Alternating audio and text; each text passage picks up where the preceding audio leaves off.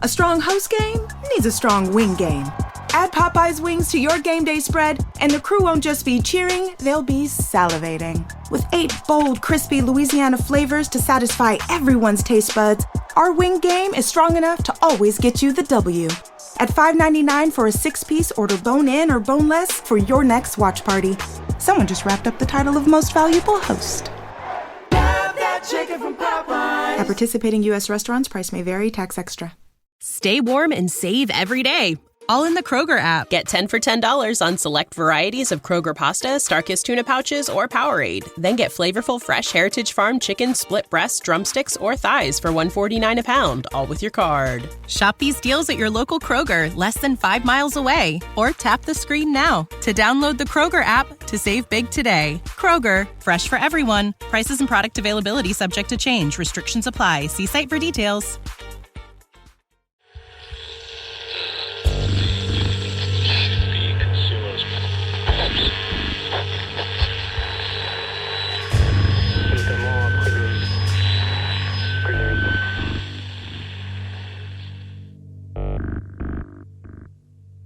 Welcome back to the show, my friends. I am your host, Eric Szilagyi. If you've had an uncomfortable experience and you'd like to have it shared here on the show, please get a hold of me at contact.uncomfortable@gmail.com. The world wants to hear your experience. It wants to hear your story.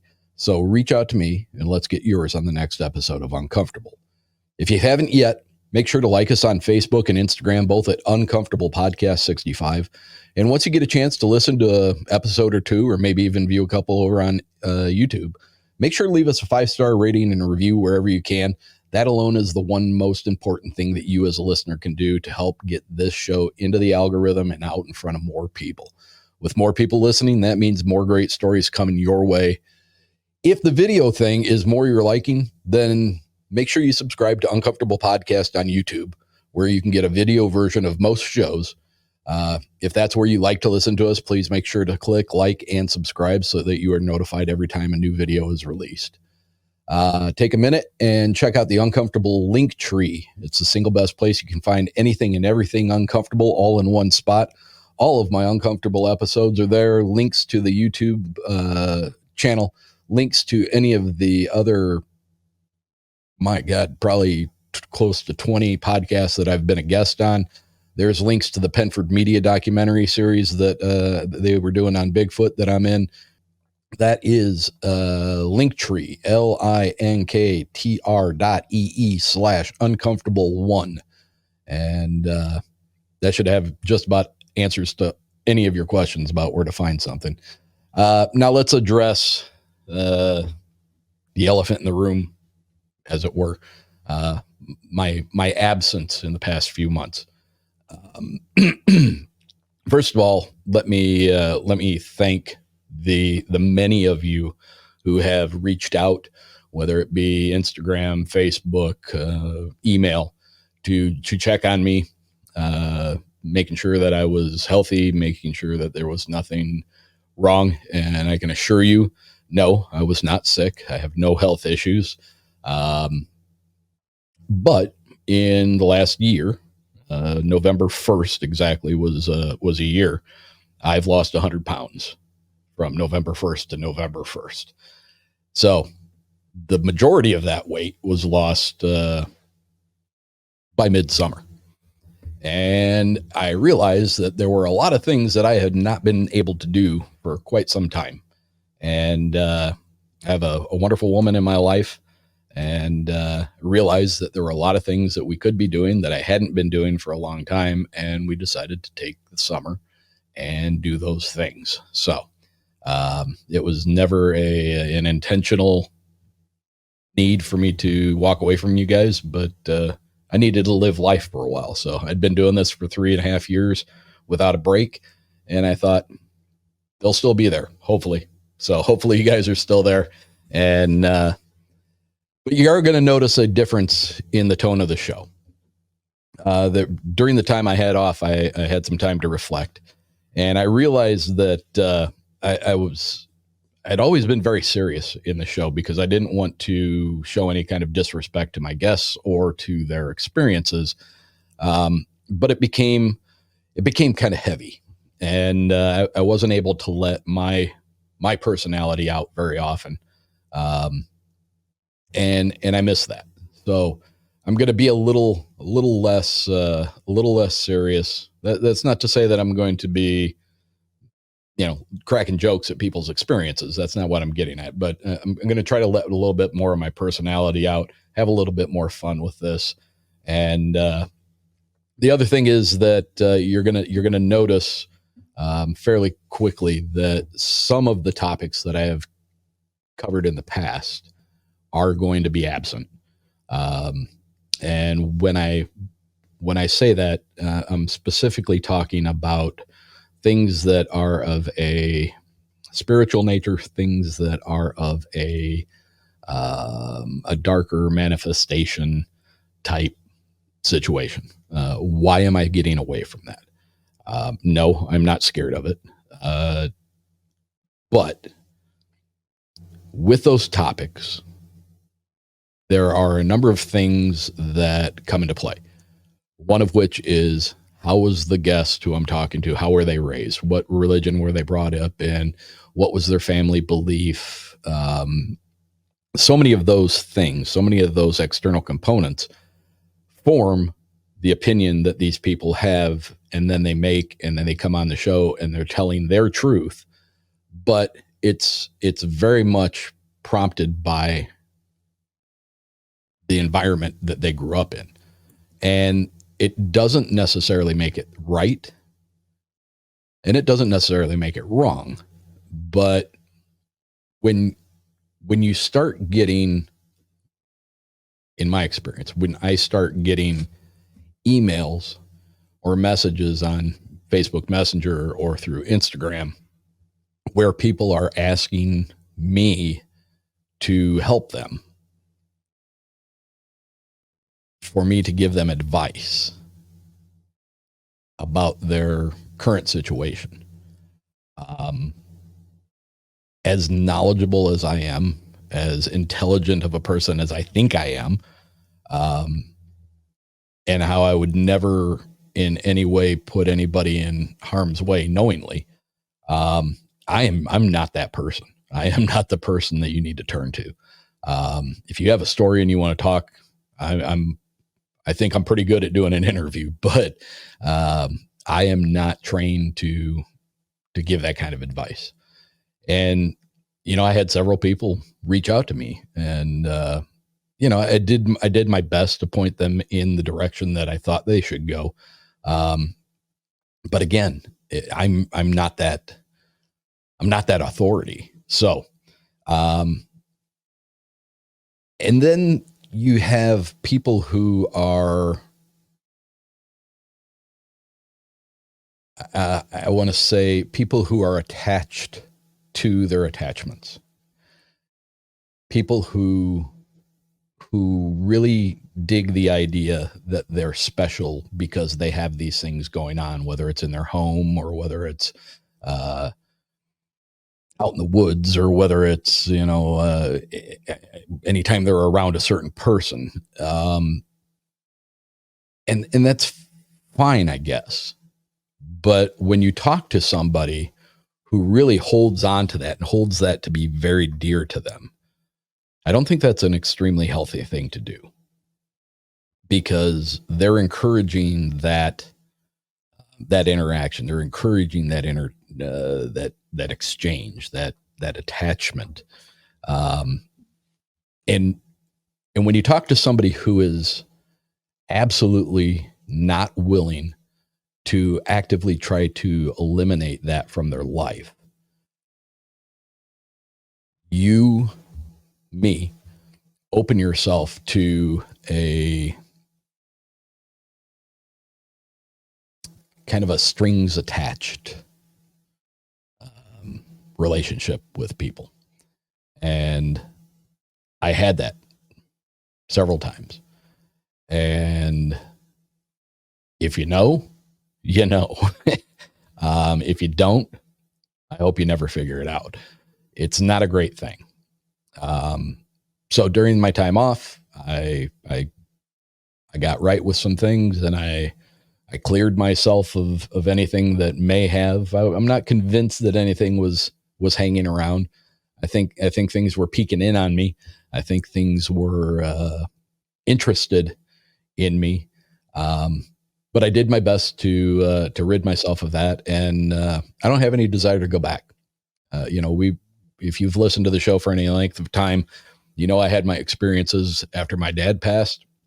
I had other experiences that I talked about on the confessionals, and to be honest with you, I don't have anything else I need to prove to myself. I would stand face to face with anybody in this world and argue till I was blue in the face that things that are no longer living in our world can interact with us. And I firmly believe that. And there is literally nothing anybody can say that would make me second guess that. All that to say, I don't have anything to prove to myself anymore. And I'm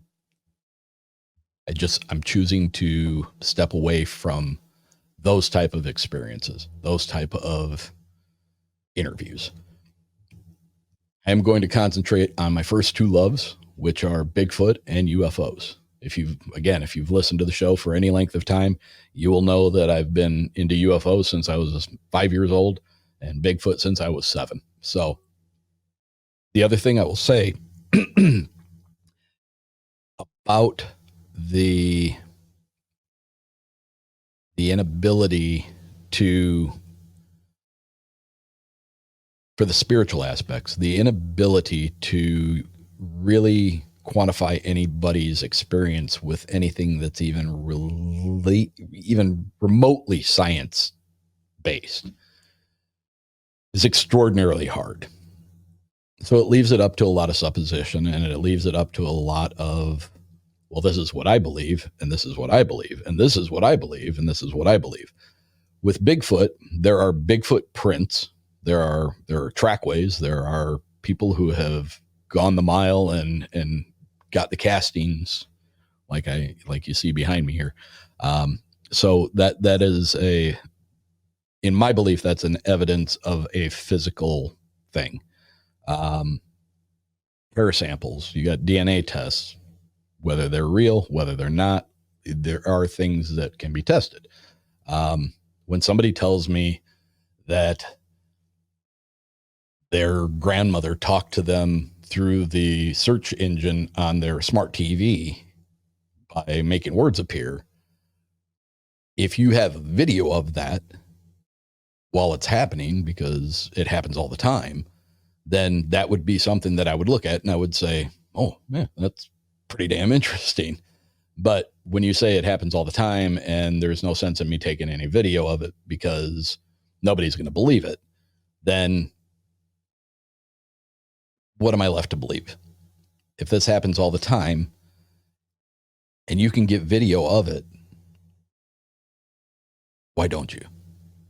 So I'm not calling anybody out. I'm just saying that I feel with UFOs, especially with the amount of disclosure that's happened, and God knows the drone sightings and everything that have been going rampant now here for the last 3 weeks or so.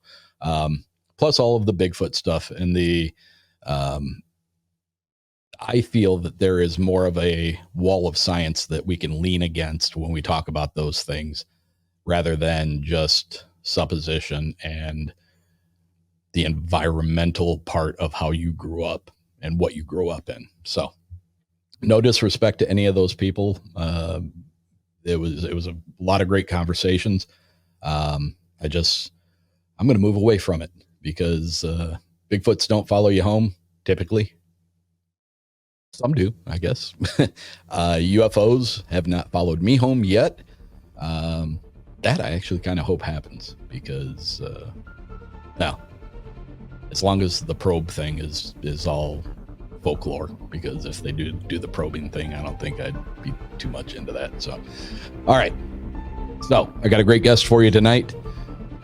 And if you're ready, let's get into it.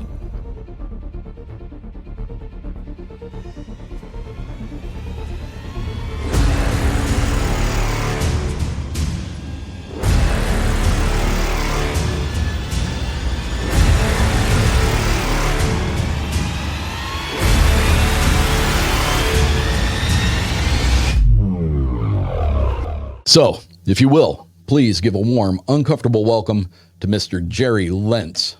Jerry, welcome to Uncomfortable. Well, thank you, Eric. Glad to be on here. Pleasure to have you, sir. Pleasure to have you. Had the pleasure of getting to have a really nice conversation with you yesterday. Probably talked your ear off way too long for just get to know each other conversation. But listen, you just heard me do my intro. This is I'm a little out of practice. It's been since early August, I think, since I've released an episode. But I needed a break and I needed to get some things straightened out in my life. But you've had some unusual activity in and around your property. Yes. You're in the thumb of Michigan. Yep. And why is that important that we say Stay warm and save every day. All in the Kroger app. Get 10 for $10 on select varieties of Kroger pasta, Starkist tuna pouches, or Powerade. Then get flavorful fresh Heritage Farm chicken split breasts, drumsticks, or thighs for $1.49 a pound, all with your card. Shop these deals at your local Kroger, less than 5 miles away. Or tap the screen now to download the Kroger app to save big today. Kroger, fresh for everyone. Prices and product availability subject to change. Restrictions apply. See site for details. I don't want to give your exact location away. I know there's going to be a couple of people that are listening to this episode who know you, so they'll know where you live. Right. But 90% of the time that I drive out of my neighborhood, if I'm going to work, I turn to the right and I go to Indiana. If I'm doing anything other than work, I turn right and I go up into Michigan. I love the state. It's got everything you could ask for. And so I know Michigan well. And a lot of my listeners are from Michigan. And a lot of those listeners from Michigan listen because of the experiences from people from Michigan. So I think it's important to bring that up. Jerry, we talked last night, and you've had some things that some people are going to go ahead and say it's woo. I made my argument to you last night as far as what I consider the woo to be just things that are possible by other animals that we can't do. And we don't really understand it. So if you would, you choose where you want to start. I know we have orbs in the field and lights dancing around in the trees, and we have a large, dark, shadowy object that moved out of your perception pretty quickly. So you just you get into where you want to start, and don't be surprised if I pop in with some questions. Okay. Yeah, no problem. It all started with me. I was in a ghost hunting group. I talked to Eric about this before. Bigfoot really wasn't in my category of searching out or anything at the time. And I was at this one person's place, which is not very far from me, probably 5 miles from where I live at now. What people want to call or don't call, like wood knock type thing happened daytime in the woods behind her house. And actually it's a small town actually where she lived. And as time went on, kind of got out of the ghost hunting thing. And I had surgery years ago, probably about 10 years ago. And now it's been more than that. It's 15 years ago. And when I was on my surgery, my friends, my son's friends, we always went back to have a fire because I was off work forever, seemed like. And I would always just play around smacking a tree with a 2x6. And it was nothing to do with Bigfoot, nothing at all. It was just something we played around with, listening to the valley, all the noises, the sounds at night when it's quiet. And it kind of went from there to the first, whether it's wood knocks or whatever this sound, I shouldn't say wood knock. It kind of sounds like a wood knock, but it don't sound like a wood knock. As I was talking to Eric yesterday, the very first time that would have been the very first time I ever heard it was, I was cleaning my dad's pond cattails out mid-afternoon, and my wife has heard it too more than once. And just a small patch of woods off to the east of me, which I'm 3 miles off the Lake Huron. And there's a hill with the woods. Heard a knock. At that time, I really didn't put anything together. And so I told my wife, I said, "Who's in the woods hitting a tree or whatever it sounds like?" And Mike goes, "No, I heard that too." And then I was working again and it happened again. So I get up, I walk up on the hill. It was, I would have to say that was in July, end of July, August. And I'm thinking, well, somebody's in that woods. Again, Bigfoot really wasn't on my radar for anything. Really, it wasn't. And as time went on, as again, I go back to the fire instance, or back when I was off on surgery, time has transpired from there. It's been quite a while, and we had like a little fire there was a bunch of neighbors was there with us. My cousin and stuff was there, and I said, "Listen to this, guys." So I hit the tree, and and it went on. You hear the sound through the valley. I said, "I can do a better one than that," and I did it again, and it was really loud. And I just turned around and heard again. I, I, I, I couldn't do what the sound was. It sounded like a tree knock, but it didn't. I said, "That's in the back of the woods." It was like 1 o'clock in the morning. So I said, "No way." And I'm looking at everybody at the fire. I said, "There's nobody back there." So I did it again. So it moves closer. Now it's like I have 2-part woods, and we're in the front woods, and the back woods is another separate woods. So it sounds like now it's closer. And this is all your property, correct? Yes. And are there? Can I ask? Yeah. Outside. What am I trying to get at? How close are your closest neighbors? Where I'm at, I'm a half a mile back in the section. The front part of the road, there's nobody. At that time frame, there was, I would have to say, a half a mile to the west. There's 2 houses to the west of that. And one of the houses that's there now was not there prior, to all this stuff that's happened. Yeah. And now, do you know these people? I mean, I realize that Yes. there's some good distance between you, but have you ever spoke with them about? I know you'd probably have to approach it gingerly, not like you were accusing them of being on your property, but right. No, because there was an older couple that they both have passed since then. The other gentleman that's in the other house, he's kind of he's a good guy. He has a little 10-acre plot right there by the road.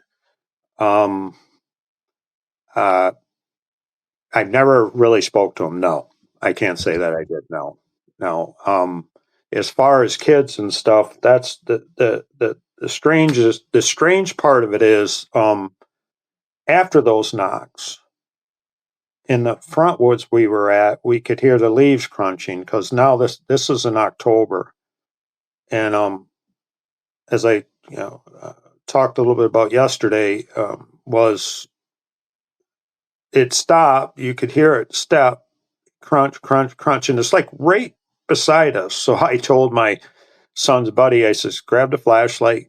I'll grab him. Let's run in the woods." I mean, if it's a deer, we're going to see it. If it's a coon, whatever it might be, we run in. Absolutely nothing. So I come back out and I said, "Everybody, you all heard this. You all heard like footsteps." They all said, "Yes, we all heard it." And they're all like, everybody's like not saying anything. It's like, well, something just happened, Yeah. And I'm like, oh man, this is, and kind of made me go forward into the Bigfoot thing. And I said, and thought about it more, I thought about it. And I said, you know what? I'm going to start doing little, I watch a lot of YouTube stuff, see what people do, put things out there, marbles. I mean, I've done so many things. I've been now at it for like 5 years of this. And again, I use bigger objects because it's harder for an animal to move stuff. So then I start hanging stuff. I mean, I done a lot of things, and then there was what kind of got me back into going backwards again a little bit. I hunt a lot, so as I was just walking around in the woods, and then with snow on the ground, I seen these. It's like it's strange. It's like three bent branches that are like one tree bent, not real big trees. I'm talking real small ones. They're all bent, one this way, one this way, and one this way. And they all hook in like it's crazy. Like they all hook in, they interhook to each other, it Okay. holds them down. And then there is another 20-foot deadfall that lays in a crotch, and the very tip of it holds it down so it don't pop up, and I'm looking at this. I'd had several guys look at this. I says, tell me this is a natural thing, because it does not look like it would take 2 or 3 people to do something like that. I couldn't do it by myself. Another strange part of it is right where that is at, it looks like a grave right under it. And these Looks branches like all a come. grave. Yeah, it looks like there's moss all over it. Yes, right over top of it. Again, I don't know. And then another 10 yards from it is another one with massively round trees that are all like perfectly put together. Like it looks like, again, looks like somebody had built it. I mean, could a Do you person do do you that? have Yeah. do you have Yes. do you But, have photos of these? yes, I do. Well, if while I'm thinking of it, if you would share those with me, Oh, yes, I will. Definitely. when I put this out, I will include a Instagram post, and if you're okay with it, Oh, yes, I'll add definitely. the pictures in with it. So as I found that one, at the other one not very far from it. So, I did a lot of research, listened to a lot of different people talk, and about different, looking at different tree structures. These aren't like massively huge, but they're smaller in size. You know what I mean? They're not like the ones like a lot of people show, these massive trees. Right. It's not massive, but so what I'm going to get at with that, and I'll send the ball to you, the wicker ball, and I'll show you the hole that was ripped in it. I should have had it here. I could have showed it. I didn't think about it. Okay. I put a large marble in it. I mean, a big one, a big marble, and I popped it in there and I hung it. I hung it on that big one with the tree things that are all which way, and I hung it Yeah. like right off one of the branches. Well, again, the strangeness was it stayed there. I don't know, maybe a week and a half. So I go back and I can look through it. I don't even have to walk up. I can see it. Hang on, well, it's not there. Squirrel must. I used fishing line. That was the other thing I used. I used fishing line, something really tough. Right. So I look. Oh, there's the wicker ball on the ground. Pick it up. The marble's gone out of it, and I could see where it was actually like ripped apart. Pulled because it. How the wicker is. It goes around the ball, and Yeah. marble's gone. So first thing comes to mind. Well, it can't be a squirrel. Squirrel could not put that thing in its mouth. It was pretty good size. Now another animal, yeah. Again, we can go and say a coyote picked it up, took off. Possible. So as I talked to Ronnie LeBlanc at one of the paranormal shows that I went to, and I always ask different questions about doing different things, and I told him about it, and he goes, why don't you take a wick? There's one part of the woods I would not bother. I would leave it alone. A lot of deadfall. If something's going to go hide, I'm not going to go over there. And he says, put a wicker put something over there. You never did anything over there. So I got a wicker basket and I'd put different color stones and some would come up missing. And again, squirrels, coon, I get it. Any of those could have done that. But after I put it there, the second time I went back, that green marble was in that basket. No, That's the marble. Excuse me. Let me back up here. I said that wrong. Where the wicker ball was that was laying on the ground where the marble was, that wasn't there. The marble reappeared there. It was on the ground exactly where the wicker ball was. And I got thinking, well, maybe I just missed seeing it in the leaves. Maybe it wasn't there. Yeah. And I don't think so because I checked around. So I took that marble, went to the other side of the woods where I've just discussed into the deadfall in a wicker basket. The second day I went back, it was gone. I've never seen it again. So,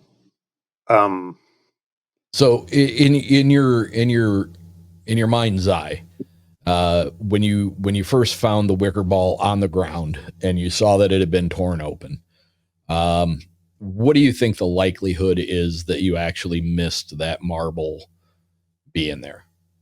It's very possible. Okay. But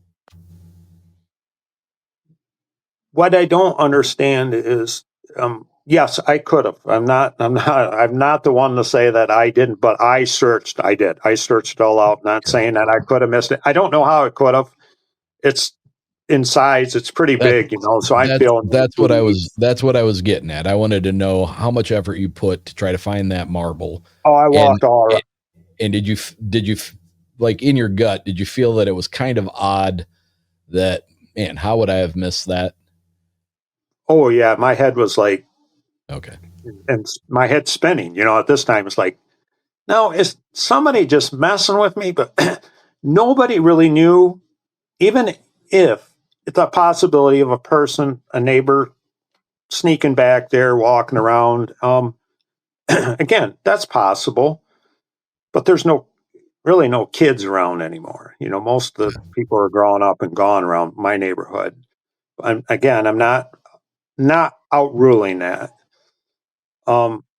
But how would they know that I was doing that? Because I never got word out about any of this. This has just stayed within family here. And even my family people, they don't know. They don't like going around when they heard that kind of stuff going on. We're not, you guys don't go back there anyways. You wouldn't know where I'm doing it at. yeah. You don't know what little spot I do this. I mean, for somebody to run upon that, probably saying, who's this freaky guy? He's got wicker balls hanging in the tree. You know what I'm saying? And somebody would think this guy's a freak. So it kind of went from that. And the other thing that I had so many things happen. And the one that came to one of three things come to mind is I've tried pennies, I've tried crystals, I've tried every little thing. And again, a lot of stuff got moved, but again, could be squirrels, could be coon. Those are your primary. I think that's the problem. I think that's the problem when people use small things to try to attract these creatures. Because raccoons like shiny things. Squirrels are attracted to small nut-sized things. But I guess it makes me wonder at what point. You said you'd been doing this for about 5 years, and I think last night in our conversation, you said that you would pretty much decide to do a certain type of experiment, if you will, each year. Yes, and what I've noticed is things that would happen year to year, and like I said, we can rule. I don't outrule, but we know what animals are here. The things that's strange with the things I've had happen and had go on is the things year to year changes. I'll have something here, one spot, but I'll have something over here. They wouldn't touch this one, but they'll touch this one and do things here where they never did it before. So, in my opinion, I don't think if it is, again, it's Bigfoot. I want to think that's what it is, but in my heart, I keep the research going because maybe I'll figure it out or find something that's really, in my mind, to solidify this is what's going on. And is this really what's going on? Or am I just thinking this is what's going on and it's not somebody just playing around back there in the woods? So what I did this year, where I will get a good picture for you of the mound where this thing is all put together. I don't know if it's a good picture of it, but are you talking about the what you think might be a burial mound? Yes. Okay. And what I was doing this year, and I was doing this, and I put big marbles and I put rocks around it, put the marbles in the middle, and I'd make a cage all the way around it, like stuck sticks in tough. So, if a squirrel tried to roll it out, be tough. Yeah. I have some pictures that just, I don't understand. They'd all be taken out, put in a row, like literally had to be picked up.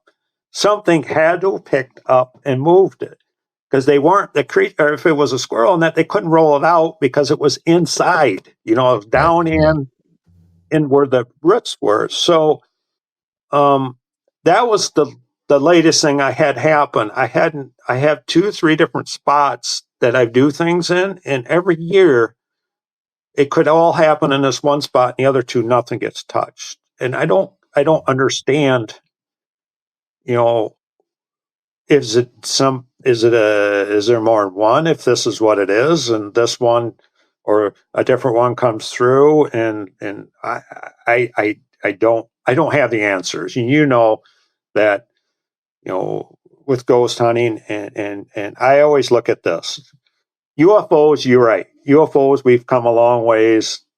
Unclassified, the files are coming out. They're showing more video and stuff. But back in our time, you're close to my age. Very. That to prove this, to prove that, to prove that, like ghosts, we got to prove. Oh, I got a video of the shadow, or we got a picture of this light in here. Oh, I see a bunch of tree structures. What's it going to take? This is where I'm always at sometimes, we kind of have the proof there. It's just a matter of, we don't have anything to attach to it though. Yes. Which is the issue. Yes. You bring up the structures, and the structures for me have always been a very fascinating thing. Can a human do that? Yes. Can a couple of humans do it? Yes. Can 3 or 4 humans balance a big branch across the crook of another tree? It's going to be tough, but yes, they can do it. My son is a geologist, so he is very much a science-minded person. He has belief in all this stuff with me, along with me, ever since he'd tell you that I introduced this to him way too young, and he had countless nightmares about these things. But now he's 28, and and I think he has some appreciation for the fact that I gave him a lifetime of weird stuff to look into. But with him, he's like, because of his science brain, it's like if a human could do it, a human could do it. So I'm not saying throw it out, but if a human could do it, then you have to allow the fact that a human could do it enter into how it got done. And at first I was like resistant to that, but the more it's gone on, I got to agree with him. And I think he makes a valid point. As far as the structures go, I have seen some that, especially like the teepee looking enclosures. I have seen some that just look like, people picked up large limbs, and over the course of years, people just kept adding to it, and it's impressive. But then I've seen some that have such an organic quality to them, where when you see them put together and you see the care that has been taken, that like each branch is not perfectly straight. It's got bends and it's got curves to it. And that all of those have been placed with the curve going the same direction, so that as they lay together, they kind of intertwine, and there's a very organic look to it. Those are very compelling to me. And those, I don't think that a normal human, unless it was an artist who went out in the woods and just decided they were going to create some kind of beautiful, strange wood art, I don't think anybody would really take that part of it into consideration to make sure that the twists and the bends of every limb that they put into this thing were going in the same direction, almost to see it looks like it was woven or twisted all at the same time once it was together. Very interested in what the component of that is. And then the other types of structures that you see, I guess a lot of people refer to them as like possibly signs or glyphs of some sort, much like what you were talking about, where the three saplings are folded over each other and then held down by a central point. A gentleman that I interviewed really early on in the show, he, on his public land that he hunted, he was very adamant about this piece of property was a real pain in the ass to get to. And he's like, that's why he hunted it, because not many people would have the gumption to go through what he had to get through to get to that property. And it was a swamp. And he said, like, during the summer months in preparation for hunting season, him and his daughters who hunted with him would go back there, and they would, they'd be working on cutting out shooting lanes, and they would be clearing areas so that they had good line of sight. And, a lot of deer would come in through that swamp area. And he would talk about, he called them like makeshift picket fences. And I was like, what are you talking about? And I asked him to describe it. And he said, it's like, there'd be like a sapling, like an inch or inch and a half long or diameter tree that was broken. And then the broken part of it was facing the ground, so it was kind of in almost a A shape. And he said, but then there would be limbs from trees that would be leaned up against that broken piece, almost like a picket fence.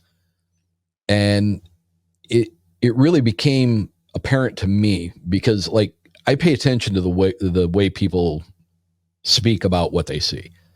If they're using words that I don't think they should be using, that causes me a little bit of pause. If they're using words that are very, very common in Bigfoot culture, that makes me think, okay, you've watched enough, you've seen enough to know that this is what this is called. But when he was describing these to me, he was either very smart or, he was telling the truth that he didn't know what they were called. And because it was a swamp, they would take those limbs that were leaned up against the tree breaks, and they would collect all those limbs, and then they would take it down to the edge of the swamp, and they would lay it down on the real soft ground to give them something of almost like a boardwalk, so they had some support when they could walk around the outside edge of the swamp and not soak down into it. And then they would come back a couple of days later to work on the food plot, and those limbs had been picked up and put back against those the tree break. But now, instead of just that one, now there were 2 and 3 of these picket fences. And he said, you know, he would look at him and he'd be like, it was almost like something. And this guy Bigfoot was the furthest thing from his mind. He'd been a hunter since he was a little kid, never gave it any thought. It was all horseshit. It was all poppycock. It was all made up bullshit. He didn't believe anything about it. And then he was finding piles of anywhere from golf ball size to softball size rocks that were literally right near where they were dug up, but they were piled up. And he would be like, who's out here just piling rocks into a pile, like a stockpile of rocks for what? And, you know, as well as I do, Bigfoot is known for throwing rocks, right? Whether it's to intimidate, whether it's to, you know, try to get people to leave an area. But why would that not appear to be a weapons depot? You know, what if that's a hunting area and they're smart enough to collect rocks that if they know they're going to be in that area, the humans are there hunting deer. If they know the deer are there, then Bigfoot certainly knows the deer are there. And what are they going to do? See a deer and say, oh, I need to get a rock and try to look around on the floor of the forest to find a rock and throw it to hit the deer? No, they're going to have a stash of rocks already available to them. You know, so it's just very, very, very interesting to me, the structures and the rock piling and those things. It's very, very unusual. What about your property? What about the property, the parts of the property that you decided to start doing your experiments on? Was it just, was it an arbitrary, well, I'll do some here, I'll do some here, I'll do some here, or was there something specific about those areas that kind of clued you in that, you know, this might be a good place? When I started you know, obviously the tree knocks, what really got me was when, hearing about, you know, watching videos, and it's nothing to do with what I seen, but I know what I have going on here. How trees, I'm going to go to this part and then I'll get to what your question was. Every one of my trails in my woods, big trails that I drive my car down through, all have trees across them. All of them.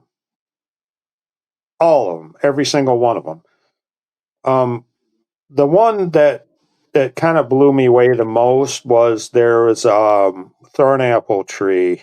I'm guessing it was probably, you know, that big around. I'm 6 foot, and with my arms stretched out, this break was a fresh break. I could see it, and if I have a picture of that, I'll send that to you too. It was right across, so I'm walking down the trail, and I got thinking, what? There was no wind, there wasn't no storm here this whole week. So I'm looking at that stuff's like rubber. I mean, you can't even break a branch off. That stuff's so rubbery. So I kind of went around it, went back, and then there was the back trail. There was 2 more across my main trail, and the backwoods kind of like they sit like this. Well, that's strange. Again, you know, I got thinking, well, it must be just the head's not really computing all of it yet with this trail blocking and all this stuff. I mean, I seen stuff on it, but of course I questioned myself, this is just. The next day I go back, there's a bigger tree across where the picker tree was broke off, and it's laying this way now. So now I got a picker tree laying one way, a massive tree was now, it's almost like I had to take a chainsaw to even get through it, with a vehicle or a four-wheeler. So I said, you know what? I'm going to try some stuff, So I'm going to go back where the main trail goes into the woods, where I was discussing. I've heard the tree knocks prior. Just start. I never really researched it. I just, guy works. Try some marbles. Try some pennies. Try this. Try that. Just a guy at work that I talked to. He's kind of he's into all the UFOs and Bigfoot and that too. So it just kind of went from there on that main trail that goes into my backwoods, because that woods, to get to it, had the most strangeness to it. I don't know how to explain it. I mean, as a ghost hunter, you do it enough. I think even with the Bigfoot, I don't know so much about UFOs, the UFO part of it, but it seems like it's, in my opinion, again, it's my opinion, I think you get in tune with, whether it's that or something else. It kind of started, I just said, I'm going to do that right here. I guess just came to mind, that's a main trail. There's logs across it. So I respected that part. I'd never cut the logs. I'm going to play around here. And it kind of started like that. So what really blew my mind was I found a deer jawbone. So I laid the jawbone like way up on the log, and so I had it patterned pretty good. Things at that one time frame would happen no later than 5 days. 5 days was a stretch, but it's about every 2 to 3 days. So I would time myself. Once I figured I seen stuff moved, and I figured it out, okay, I'm not going to bother going back. If it wasn't on the 3rd, it was on the 5th day. Whatever reason, I don't know. Well, anyways, the jawbone I put back was moved right away. And the thing was, it was moved to where it was balanced. It was laying across on the log like this. And then when I came back, it was all the way down the log, and it was teetering, perfectly balanced. I mean, you touch it and it would balance. Okay, I got thinking, I don't think a squirrel would pick it up, probably a raccoon. So you're trying to, figure out how. I have pictures of that too now. And then it kind of went from that. Each year I was doing something different. I'm going to go bigger stuff. Quit with the small stuff. Bigger stuff's harder to move for a squirrel. Then I started caging everything, like a little cage, put stuff in the middle, see if stuff would get moved. So actually was last year was nothing was really happened last year at all. And I don't know why. This year I had whether it's that or, again, typical animals, typical could be a person, true. But nothing made sense with every one of my trails. Yes, it looks like deadfall, but there was one of my main trails that was literally, I mean, it's going to take me weeks to clean it out. I mean, there was trees like every which way, and they were piled all the way through there. Again, trees fall. I get it. Trees fall. Yeah, they do. And so it kind of went from there doing that. In that 1 year that I was having the most activity was the time I come into the woods, and I was not very fearful. I mean, I wasn't scared like some people say things happen. And so as I walk in out of my peripheral vision, I heard crack. I'd seen something black. First, I seen something black, like, I don't know. It looked like something was bent over. Then I heard crack. And so I ran 5, maybe 10 yards, not even 10 yards, probably 6, 7 yards. I ran up onto the hill part of it, which where it was at was inside the woods, maybe 15 yards in the woods. That's all pretty open. I mean, there's trees, but it's not like deadfall or anything like that. Excuse me. So as I ran up, there's nothing. It's like there was something there. I seen it out of the corner of my eye because I'm looking down for tracks. That's me. I've always had my head. I don't do that no more. I kind of do it, but I pay attention to everything around me now. Yeah. Yeah. But just like, poof, nothing there. What did I just kind of see on the corner of my eye? Heard the big old crack, like something stepped on something, and then nothing. I get it. They say they're fast. If that's what it was, they're super fast. I mean, I don't know. I don't have an explanation for that. But that's an instant that happened too. So, I mean, I don't know if you have any insight on that. I mean, I know I hear, you see that people see things, but yeah. I mean, that's not an uncommon trait to people who have felt that they've had an experience with these things, that it's a fleeting glimpse, not necessarily eyes on, but something in the peripheral, large enough to give one pause that it could be gone that quickly, for them not to set eyes on it again. Now, you said you're in the thumb, correct, yes. of Michigan. As far as wildlife that is there on a regular basis, what are the larger animals that you would have in that area? Deer, obviously. Yeah, deer, coyotes, of course, raccoons and squirrels, and I would say deer, bear. There's no bear here unless a bear got loose. That's not uncommon. We've heard that around here. It's happened quite a few years ago. That is quite a long time ago. That has happened.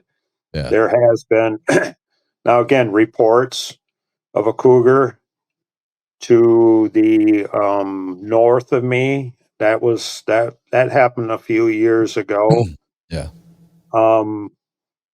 And this was another strange thing that happened. We're talking about large animals. Is we come home from our local big town, and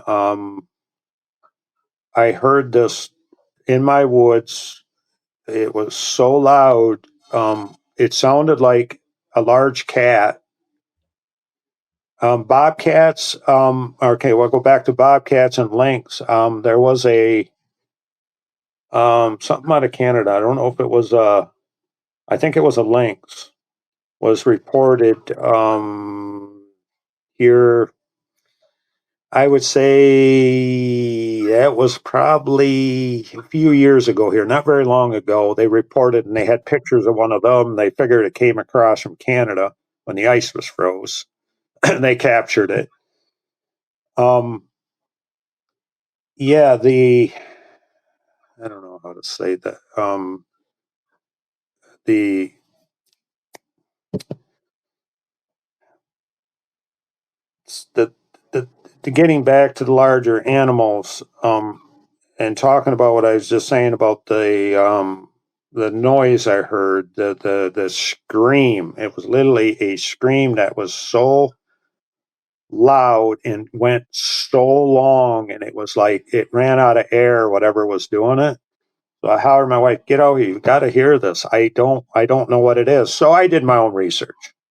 I went on listening to bobcats. I went on listening to lynx. I went on listening to cougars, and none of them went as long. It was sounded like a giant cat, and again, my woods is a half a mile, and it echoed. You could just hear it echoing. And I said, it's coming back from that woods. So could have been a cougar. It didn't sound like it. Listened to all the voices. It didn't sound like a lynx. It didn't. Again, one of those things that I can't explain. I mean, Yeah. That's the one thing that stood out too with me was you could hear the expel of the voice or of whatever was making the sound, like it just ran out of air. It's like, oh, you know. Yeah. And again, that's in one of the two woodses. So I can't explain. All I can explain is we have big deer. We have a lot of coyotes. I know coyotes would do strange things too with stuff, move stuff, grab stuff. So I can say that much about that. I mean, how often was that the only time you've ever heard that scream? yes, once. Just that one time. At one time, and just as I hollered for my wife, I thought I was going to do it again, and it never did it again. But it would make your hair stand up, the sound, because I've never heard anything like that around here for all the life I'd lived, or all the time I'd lived here. I'm not going to ask you to tell me how many 100 yards away it was, but you can typically, if you're hunting in the woods, you can hear a neighbor's dog off in the distance barking. Mm-hmm. And because you know that area, because you've hunted it several times before, you can, in your brain, you can put that's Mac's dog, and he's about a quarter of a mile away. Yep. So I know what that sounds like. This property is yours. It sounds like you spend an awful lot of time on that property. Yep. Can you give a guess, like an estimate? What would you say? How far away was this thing? Because you said that it was close enough that you could hear as it tailed off at the end. Yeah. You could almost get the impression that it was running out of air, and it just had to stop. So that, to me, that would indicate that it was relatively close. Yeah, it would have been. My first woods off the road is probably, my backwoods is a half a mile, so I would say a little bit more than a quarter mile. Okay. From my direction, because my direction's kitty corner. I live across the road from down the road from where I own the property, and it was like kitty corner. It was southeast of me. So I could tell it was in that woods because of the echo of the sound and how it was eliminating, the sound, how it was coming out of it. You could tell it was in the woods. Yeah. It wasn't in the fields. It got all open fields. Another thing I wanted to take you back to early on in the conversation when you were when you had the fire and you had the people around, and you would take the 2x6 just to hear it echo throughout your property. You said that after you heard the similar noise come back at you, you mentioned hearing the leaf litter crunching. Yes. I wanted to ask you back then, how, was that off in the distance? Did it seem to be relatively near to where you guys were? Did everybody hear the crunching of the leaves? Yeah, it was just like inside the woods. It couldn't have been like right there, like it was so close that you could literally just hear every crunch, the leaves crunch. Yeah. Then we'd stop, and then it would move again. And I'm pointing, it's right there. It's right there. It's inside the woods in the dark. It has to be, I'm kind of whispering to the guys and my wife and that they all heard it. That sounded like a human walking in the woods. That's what it sounded like. That caught my attention, because that is something that we spoke about this last night. I've experienced while I was hunting. Yeah. The one thing noticed in the 5 years, what I've been doing is I've been time framing it from when something starts and when it ends. What I've noticed, there's a few things that might happen when the leaves are finally green, but I have a lot of acorns. My woods is loaded with acorns. Of course, squirrels and all that too. That it's like you can go like August to, it seems like to me, about deer season, opening day. It's to me, again, this is my personal view. I think they come through here, they hang out here because we have the lake. I'm by a big river that's 3 miles one way to the west. I got a lake that's 3 miles to the east. I got 2 ponds on my property. There's ponds all around my area here. There's guys that dug ponds. I mean, they always say water source, water, fish. These ponds got fish in them. But I even have the pond where the activity goes on, and there's a pond back there. We had it dug when my dad was around, and I always walk around that looking for tracks in the mud. Never found any tracks around the mud. Never found any tracks by the pond. I got all close to the road.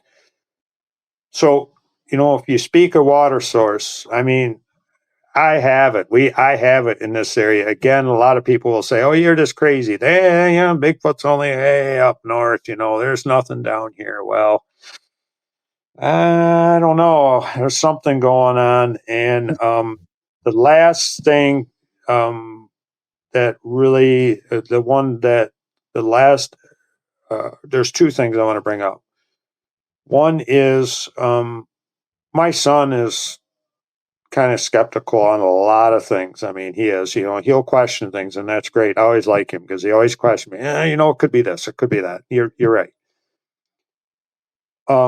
We walked back to the woods, and this would have been, again, before I ever started doing what I'm doing now. This would have been before a year or so before. We walked around the back of the woods, in front of the backwoods, where this crack pop sound. It's like, what was that? So we walk a little ways, crack pop again the second time. I said, it's right there it's right there. It's right here. It's so close to us. So I told my son, we hear it again, because we used to play paintball back in the day. That was the woods we played in. And I said, you go that way. We know this. I'll come around and we'll close in on him, whoever it is. Sure as crap. Third time, crack pop, same sound again. So we took off. We ran in and we met each other. He got up on the hill, high side, and I got on the high side. And it was nothing. We come back out. My boy, he's shaking his head. He goes, what in the heck is that? And I said, I don't know. So as we're walking back out, same spot again, crack pop sound. It's like my boy, he just shook his head. I have no explanation. So getting to the crack and pop sounds, my buddy was just hunting here last week, and I've never had anything go on in the wintertime as far as anything like that. I mean, besides the lights, I'll get to that. He heard a pop sound. He says, it sounds just like that. Crack pop, just a pop sound. It was loud. So he said, I got out of and it was snow on the ground here. So he said, you'll see my tracks where I got out and I walked to the high part and looked down the valley where the tree things all are, the tree structures or whatever you want to call them, but that's what I call them. And so I went back. Of course, it was just a light snow in the morning. I said, wow, that's just... So I went back. No, I could see his tracks, and I walked around all the area, and I could see deer tracks in the snow, but again, there was nothing, and he just goes, so another instance, I'll bring this up, and was last year, before opening day of bow season. excuse me, he was back mid-afternoon, and he was putting corn back, and he's disabled, so he could not go very far. He'd take a little bit of corn and dump it, and so he's sitting in his car. He's resting. He heard a tree knock, whatever you want to call them, in the front woods, not the backwoods where I do all of my strange things, if you want to call it that. You got to come up with a better term for that, because doing strange things out in the woods doesn't sound real good, dude. Okay, Bigfoot things. Then we'll go Bigfoot things there. So the woods that I had other things happen in the front woods. He heard a knock real close to him. He's sitting in his car. He looks in the woods. So he calls me on the phone. Hey, what are you doing? You messing around with me? And I says, no, I'm coming from the town. I said, I'm about halfway home. And he just went silent. He goes, well, I heard a tree knock. He says, and I says, no kidding. He goes, yeah. So as he hung the phone up, the tree knock again now is farther away. It's like going away from him. It did it one more time. So what I always did is my little thing I used to do. I go back. When I come out, I hit the tree, knock twice, and then I leave. I get on my four-wheeler and I head out. What are you using? What are you using to knock? Just a cut off firewood piece, and yay big around, probably like that, and then try to find that. I always hit that same tree, so I always try to give the same sound. Yeah. But like he said, and I said, those sounds don't. They call them tree knocks, but and I asked him the same question too. I asked him, did it sound the same? Whether it was closest to you, the farthest away. He said it exactly sounded the same. It exactly sounded the same with me. The two different times we heard it, it sounded the same, but it, when you say tree knocks, I don't know, you really want to call it that. I think it's something else, because there's no way you could do those sounds exactly the same. It didn't sound like wood hitting wood. You know what I'm saying? It was more of a real hard thump. You know what I mean? Just like a boom, kind of a boom. It's kind of a sound, not a whack. I don't know. That's just, again. Well, I told you last night my wacky theory on what I think maybe these knocks and these different things, that it might be a peripheral component to these things coming into our ability to perceive them. I'm sure I am completely off base on it, but I don't know. And the whole reason I bring that up is because you hear knocks when you're investigating paranormal situations in a haunted house. You hear knocks out in the woods. You see balls of light, orbs. If you've seen a true orb, not just a reflection of a flash from your camera in a piece of dust, but if you've seen an actual orb manifest in front of you, then you have people who have experienced lights out in the woods, and you can get into that. I think these things are. I'm not saying that Bigfoot are the watchdogs for aliens. Don't get me wrong. I'm not saying that, but with the way UFOs tend to blink in and blink out of, they kind of phase in and phase out in some videos, that it's like maybe there is some component that these things are here. They always are here, but there are only moments where our perception is allowed to see them, whether that's we're peering into something or they're peering into our realm of reality, or I don't know. When I start talking about it, it starts making me feel really weird because I feel like I'm a fucking kook. But I think there are so many of these things that are relatable in Bigfoot experiences, UFO experiences, paranormal experiences, that it's led me down the path of for the past several years thinking that there is some component to us viewing these things that is they're similar. They're somehow they're presenting themselves in a similar fashion. I don't believe that they are related per se, but I think they are things that we only get to see certain times. And whether that's a veil that opens, whether that's we're in the right place at the right time, whether there is a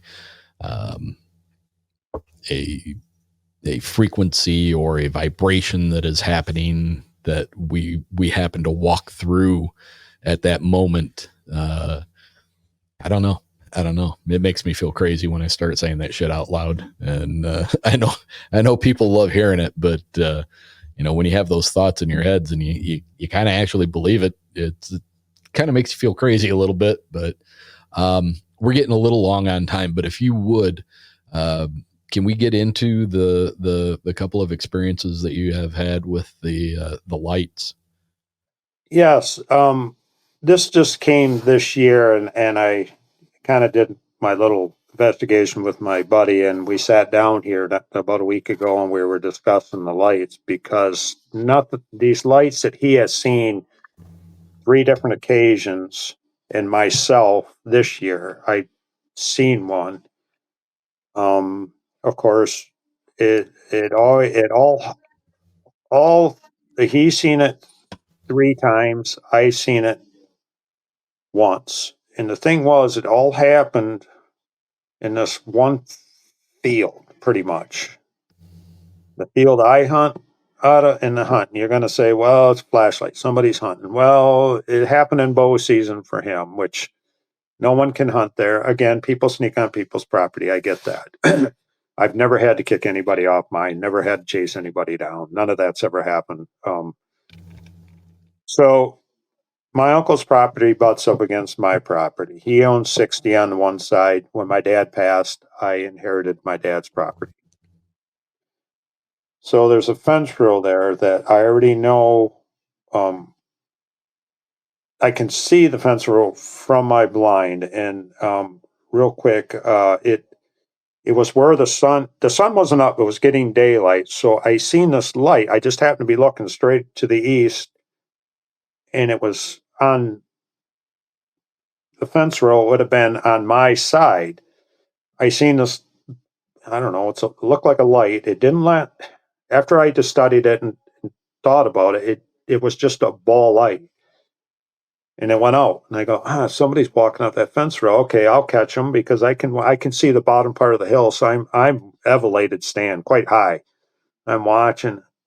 There ain't nobody. I can see the bottom of the hill. But whatever it was, the light was facing me directly. I was looking at it. Then it was gone. So I discussed it with my buddy, and my buddy goes, hey, wait a minute. He said, there was somebody come up behind you. There was a light behind you in the morning. I said, what do you mean behind me? He goes, right behind you, behind your blind. I said, well, my back's turned there. I don't usually look that way, because deer don't normally come out there. And he goes, it's on that place you put trees and the deer ate. I says, you can't see that. He goes, what do you mean? I said, I got that 8-foot, 9-foot wheatgrass, they call it. It grows like unbelievably tall. I said, you can't see on that fence row. Now, was it in the air? Is it going to pop? And he stood there a second. He goes, you're right. That could have been up in the air. I just seen it. Like, I thought you were coming through there. I said, no, I was already in my tree stand. I said, I watched you leave. You come back. This is 2 different days. Okay. The day that I seen the light was a Friday. The the day he seen the light was Saturday morning. Both of them were morning. It's always morning, never night. It's always morning. So he said, "You're right." He says, "That was probably in the air, and it was there and it was gone." So I said, "Let's go back. Let's back up now. When you were in your tree stand in October, you said you seen this light come across the field directly at you, straight at you." He said, "Yep, it come across the field. It crossed the ditch. I could see the light, but I couldn't see anybody." He says, "It was close enough that I couldn't see anybody when somebody's walking in the grass, they got the light in front of them." Yeah. So he said, "I flashed my light and then it turned, it come straight at him. And then it turned, but he said the light kept facing him. You know what I mean? The light never changed. It acted like it never changed angle. Like if somebody was So walking, not like it had a back of a flashlight that Yeah. when somebody turned, it would be angled away from it. So this thing was generating light 360 degrees around itself. So he goes, "You're right." He goes, "That light was facing me all the while, and then it just went out." That was 3 times. Another time he seen in the same fence row he seen a light come down. Again, it was facing him because he said, "I could see the light, like it was facing me." He said, "You didn't realize that light was facing you all the time." So, and then we were just like, our heads were spinning, "Well, I don't think there's no way." He said, "I seen anybody with a flashlight that time." So it come to mind that we were putting this all together. I don't know what that was all about, but I know it was nobody. It was something was eliminating light. I mean, I don't have an explanation for it, but again, I already know it's always happened in the morning, and it's always happened in that one field. Not like it in that little square field, that little, I think it's, I don't know if it's a 30-acre field. Yeah, I would say it was probably a 30-acre field. That's right there between the halves, because, like I said, my uncle owns half of that. Is there anything? Is there anything environmentally, or what's the word I'm looking for? Is there anything about your property that is anomalous? Like, I mean, is one of your fields like over a granite slab, or I mean, is there a lot of limestone in the area or anything? Because I've heard in different lifetime of ghost investigating and stuff, that certain types of rock can supposedly generate lights and different magnetic currents or anything, things that is there anything anomalous about the area that you live in that that you're aware of geographically? Or No, not that I'm aware of. I that's one thing I never did really look into, but the only thing I do know pretty much factual was there was Indians. There was Indians here, because whether that has anything to do with the grounds or whatever, I hear so much about it. The only way I know this is there's 2 different things, but I'll just cut one short. A friend of mine lives up the road. He bought his mom and dad's place, which is 1 mile, really a half a mile from the woods where I'm at. If you go kitty corner, when they were kids, they were picking up arrowheads out in the field beside them. When the farmer worked the field up, they went out there and they would pick up arrowheads all over out in the fields. Pretty good indication that the Indians were there. Yeah, so I can pretty much verify that part of it. So no, I can't. What you're talking about, I can only speak of what I know, and that's one thing I do know. So your property, you saw something. You saw something. It was large. It was dark. You thought it was hunched over, and then poof, it was gone. You've had a lot of anomalous things being moved. You've done them several times. It's not replicated itself exactly, but you've had the same results happen several times. You've been doing this enough. It's captured your attention enough and your interest enough that you've continued to do this for 5 years now. Now, Eric, can I don't mean to interrupt you here. No, you're fine. Go ahead. There's just one other thing that happened. I want to make sure I get this one out. Oh, yeah. Go ahead. The backwoods where all the stuff happens. This was one day I went back and I had my head down. I heard a crack. This tree it's not a real big tree. I heard a crack. When I looked down, I seen the branch crack. I heard crack and I seen a piece break like this. So I stopped and I peeked and I peeked around. That was a small tree. Ain't nothing can hide behind that tree. But I watched it. I literally heard the crack and I seen the branch. I seen the branch literally go like break. I could see the fresh break. Yeah. And so I'm standing there and now my hair is standing up. It's like, I just seen this. I've never in my life had experienced anything like this before. So I think, yeah, something had to step on it to break it. So I walk in a little ways more, and a massive tree goes down. Ooh. And that's the first time I can honestly say I got out of there. And I went back the next day. I don't know. This tree it was massive, broke. It didn't really break off. It kind of split. I know trees fall, but experiencing that was kind of moving a little bit for me. I mean, it takes a lot to get me like that. Most people wouldn't get up and run toward something big and black. They're gonna go the other way. I'm not. I don't. With this back, what's going on with me? I don't feel threatened whatsoever.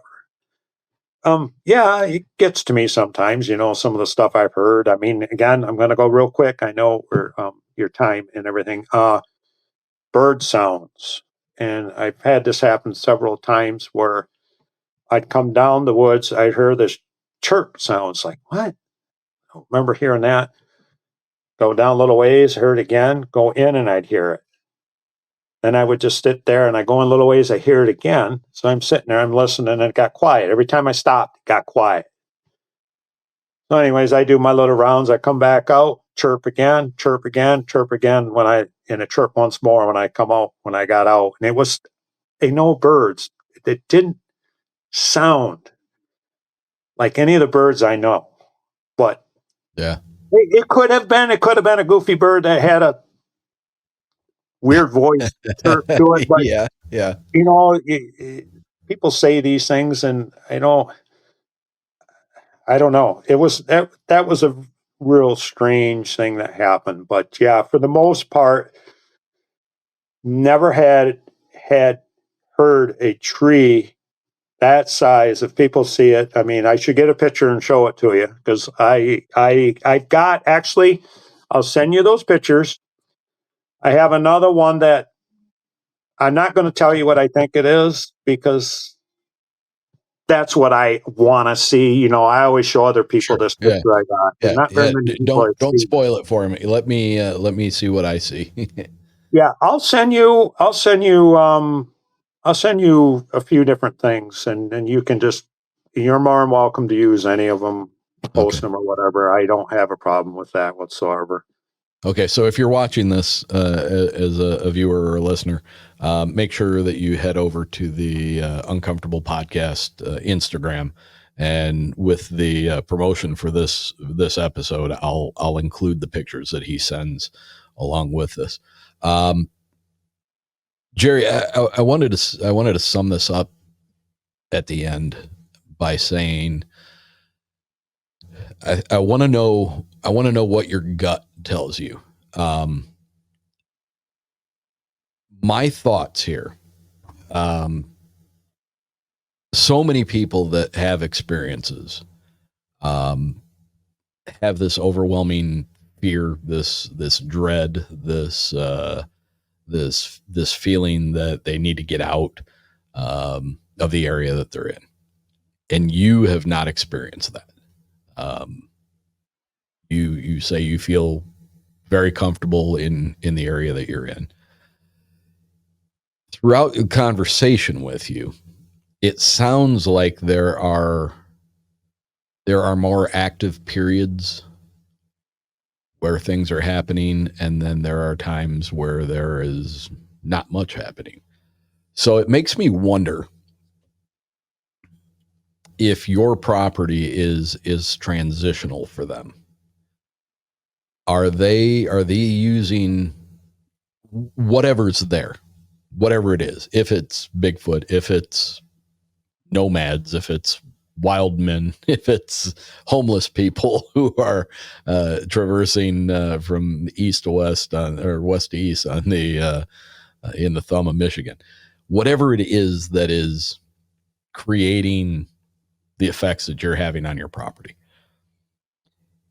If it's transitional and they are only there for a short time versus people who have a dreadful feeling, and a lot of the people that I have talked to that have that happen seem to have ongoing throughout the year, can almost count on guaranteed something's going to happen. They're going to hear a hoot. They're going to hear a howl. They're going to, something's going to be moved in their yard. Something's going to be leaned up against their barn. Their horse tail is going to be braided. Something's going on a regular basis throughout 12 months. Those people are typically the ones that get a really bad feeling. So I'm wondering if the component to that is if those people are in an area where something has chosen to live, and that's their home, that's their domicile, that is their home base, and they are protective of that area and they don't want people messing around. So by whatever means they have available to them, they can create this feeling in the people in that area to keep them out, keep them at bay. With you, if you are really comfortable on this property and the things don't seem to scare you, they seem to be a little bit more playful or just kind of messing around. Maybe it's just that they're only in that area for a brief period. Maybe that's a transitional area for them. They come in at a certain time of the year. They may be there. They may move on, 20, 30 miles, and then they may come back. Maybe there's some kind of I don't want to say a migration in the same sense as birds migrate, but maybe they're following a certain berry. There's a gentleman out in New Jersey, Mike Famelant, with Shadow of the Big Red Eye.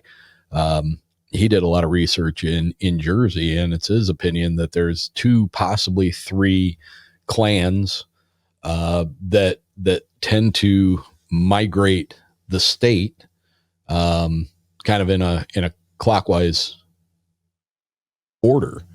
And because of a certain type of berry bearing bush they have there, the berries come out multiple times a year. And he feels like one clan comes through, and when those berries are coming out, and they decimate the area, they clean them out of all the berries. And then once they've gone through that, they continue around clockwise to another part of the state. And then by the time those berries replenish, another clan comes through, and then they take advantage of it. And he feels that there's either 2 or possibly 3 groups that continually just circle that part of the state. And that might be something that it's possible that what's going on in your property is similar to that. They're moving through at certain times, and then they're gone for a while, and then they're maybe coming back, and you're experiencing the things again. Who knows? I mean, it's all a guessing game. And I think it's great that there's people out there like you who are doing things to try to recreate this stuff to find out if it's an ongoing thing. I think you're on the right track. I think staying away from the really small, shiny stuff is smart, because varmints can tend to move those things. I think making things more complicated, like putting things in those your self-made cages, like you were talking about, I think that's a smart move. I think it makes whatever is doing it has to be smarter and have more of maybe an opposable thumb in order to be able to grab these things and line up certain things. People tend to walk out into their woods or into their metro parks or wherever they go, and they pull out their cell phone and they turn the camera on and they get the right angle and they're walking through, and they're telling everybody they're out there researching Bigfoot. Bullshit. You're not researching anything. You're a guy taking a fucking walk in the woods with your camera on. If you're going to be researching, you're a guy out there walking in the woods hoping to have some kind of an experience. But if you're out there and you're doing some things like what you're doing, even though they're rudimentary, I think that has value. If you continue to do these things and you continue to have results from it, then that's quantifiable. A researcher just taking a pair of binoculars out in his backpack and going and searching for Bigfoot. Well, if you don't take a picture of the goddamn thing, then nobody's going to believe that it was there. You can tell people till you're blue in the face that you saw it through a pair of binoculars, but show me the proof, So I think, at many different levels, even what I do, talking to people, getting their experiences, caching all the data that I collect out of what people say, I can go back and somebody else can be telling me a story and I'll be like, oh, I heard that before. That makes total sense. That rings true with what I've heard from 3 other people. And also you talk to some people and it's like, nah, I never heard of that before. I think you're full of shit, but Right. So I think it's great that you're doing that. Have you ever messed with trying to put up cameras or anything of that sort? Yes. I get into that. I'm glad you brought that up.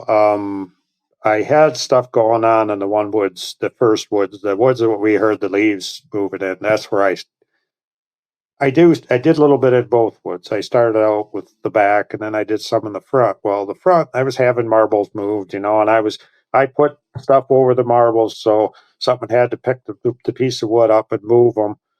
Well, the stuff was always getting scattered and stuff, so I took a rake. I raked everything up, where the ground was like all the way around, so if anything come in, I could see a track. Yeah. Well, stuff would still get moved, and I couldn't figure it out for the longest time. You know what? I'm bringing the step ladder, the big one. I went up 25 feet. I screwed it in the tree, tilted it down, and I camouflaged it. So anyways, as I'm doing this, a big old branch falls out of this tree right off the corner of me, and I hear it comes down. It's like, what? So anyways, I'm there. Another big one goes off the other side, just like, come on, just what's going on here? So anyways, I get that all camouflaged. Nothing happens. Nothing. Like, that don't make no sense.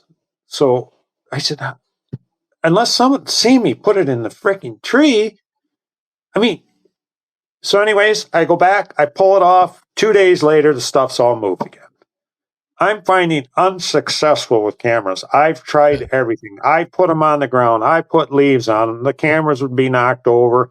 I didn't quite put them in the tree. So getting back to the one I put in the tree, I think I put it up there 20, 25 feet in the air, is I couldn't figure out. So it had me stumbled. Now, how is something coming in here and not leaving any tracks? All I could figure, again, this is my view, is there's the oak tree. I had it beside an oak tree. All I could think was it was whatever it was doing, it was coming up behind the oak tree, standing on, there's roots. These roots are massive. Stand on the roots, then reach over. If it had a long arm, would move the stuff around. Yeah. That was my only view. So I stopped it there.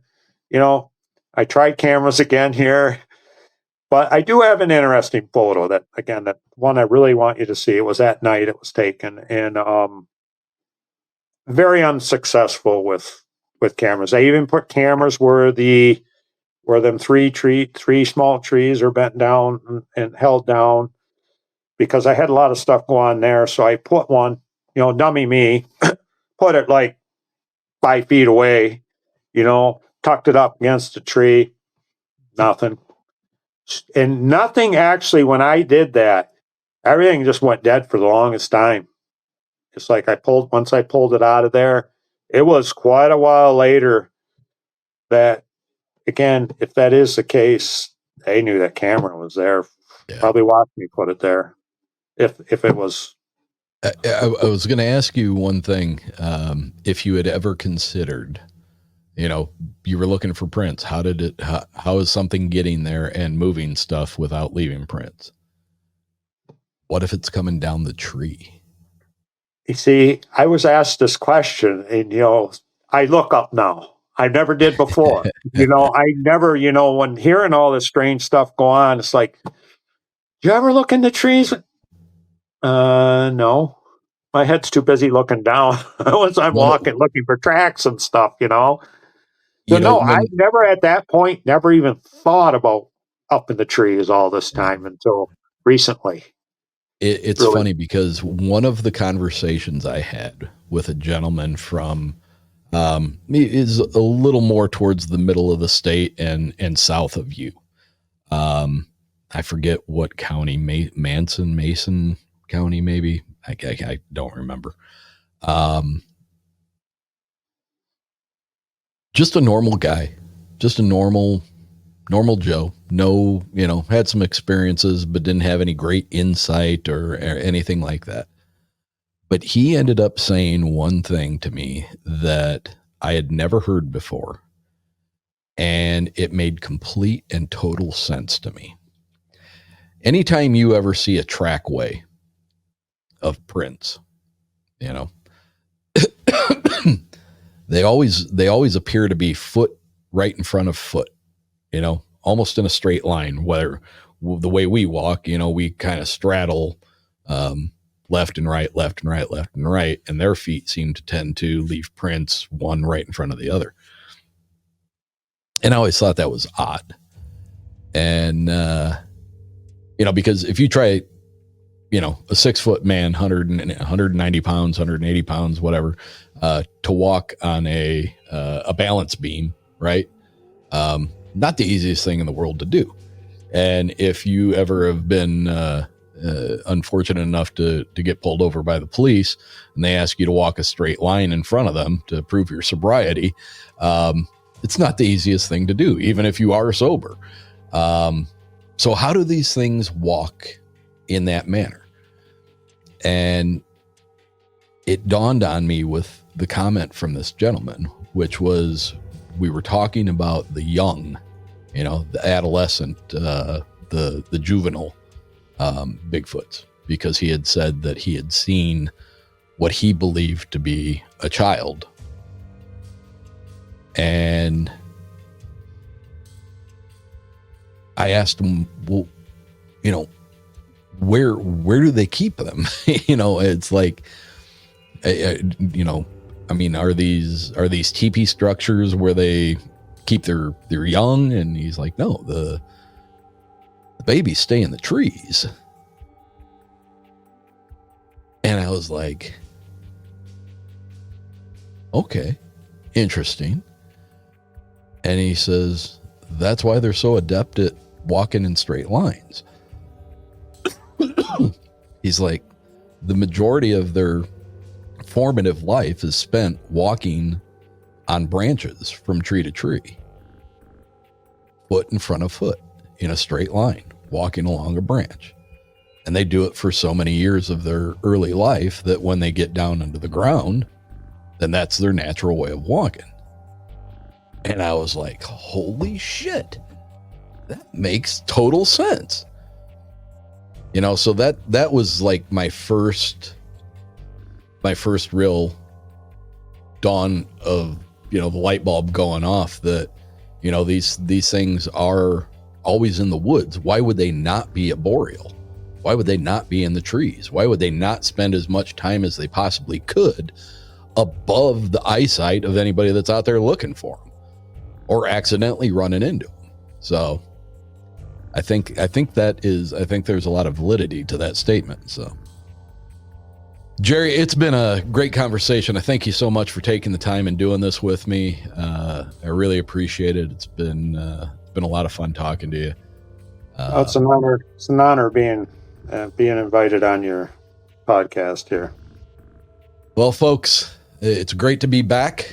I'm thrilled. I'm excited about going down this path with the Bigfoot and the UFO stuff. If you've been paying any attention to the news lately with all the drones and all that stuff that it seemed to be around the New Jersey area and several of our military bases near and far away. Anyway, hopefully you guys will stick around with me and get back into the Bigfoot and UFO stuff. There's plenty to talk about. Jerry, again, fantastic conversation. Thank you so much. Appreciate you being here. Thank you so much. Yep. Good night. Yep. Take care.